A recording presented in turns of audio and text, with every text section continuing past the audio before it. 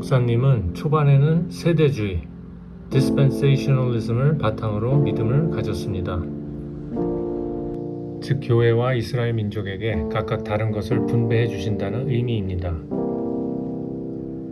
한마디로 하나님이 교회와 이스라엘 민족은 따로 다루신다는 거죠. 현재 개신교에서는 교회인 우리가 이스라엘이라고 얘기하는 곳도 꽤 있습니다. 그런 분을 만날 때마다 존 메가더 목사님은 한숨을 쉬면서 아니라고 반박하시죠. 로마서 11장을 언급하시면서요. 그러나 설교를 하면서 점점 캘비니즘도 믿었죠. 왜냐하면 마태복음 5장을 설교하면서 이 Sermon on the Mount 내용이 이스라엘에만 해당하는 것을 믿을 수가 없었던 것입니다. 그 당시에는 캘비니스트들은 세대주의를 이단 취급했었습니다. 세대주의에서도 역으로 개혁신학을 이단이라고 비판했습니다. 그리고 결국 이것은 양측으로부터 공격에 노출이 된 것입니다. 마치 남북전쟁에서 위는 파란색, 아래는 회색 옷을 입고 전투에 참여한 꼴이 되었다고 하더군요. 양측에서 날아오는 총알 피하느라 힘들었다고 회상하십니다. 그런 와중에 개혁신학 측의 대북격인 R.C. 스프롤이 손을 내밀어서 주된 활동을 그쪽에서 하게 되었고 결국 개혁주의 신앙의 주 무대에서 활동하기 시작한 것입니다. You came to a conference at Bethlehem because the reason I invited you is not because you're dispensational pre-trib that stuff, but rather because the last several books that you had published, you put Puritan sermons at the back. Mm-hmm. And I just went, what is that? Why is he adding Puritan sermons at the back of his books? And so I invited you suspecting that means he likes the Puritans. And that means he's probably a closet Calvinist because he's not known for that, you know, like he is now. So at that meeting, you may remember this, in our sanctuary, about 500 guys in a pastor's conference, time for Q&A, and I stand up and say, Pastor MacArthur, why do you put Puritan sermons at the back? And I can't remember what you said. I said, are you a 5-point Calvinist? 여기서 5-point Calvinist라는 말이 나옵니다. Calvinism은 튤립으로 요약되죠. Total depravity, unconditional election, limited atonement, irresistible grace, perseverance of saints. 그런데 캘비니즘을 믿는다 해도 튤립 중에서 U 또는 L을 특히 거부하는 사람들이 많았습니다.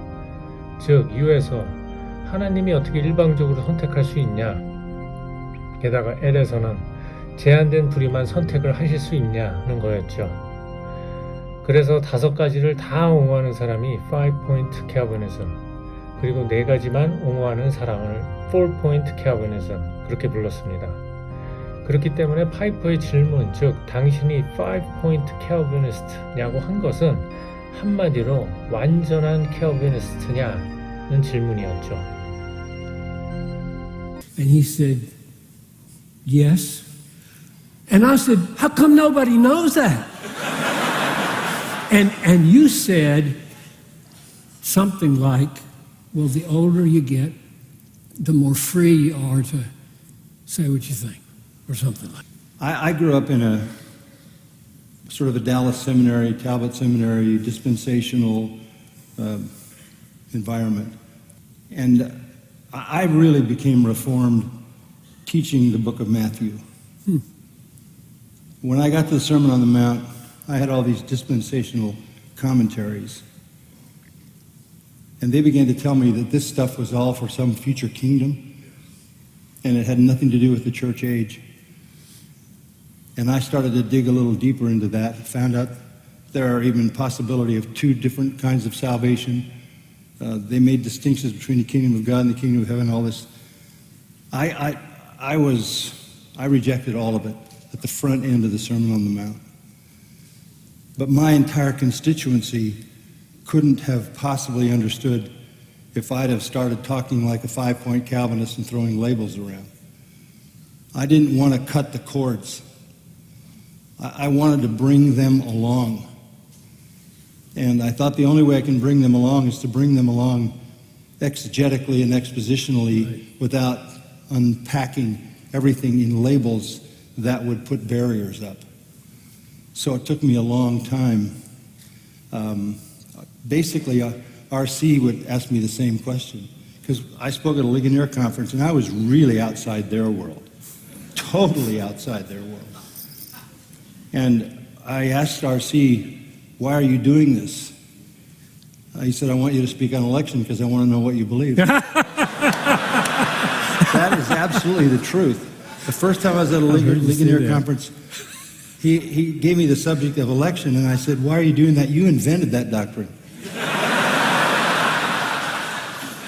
And he sat on the front row with his little glass of Coke and his feet crossed like this, waiting to hear what I said at his own conference about election.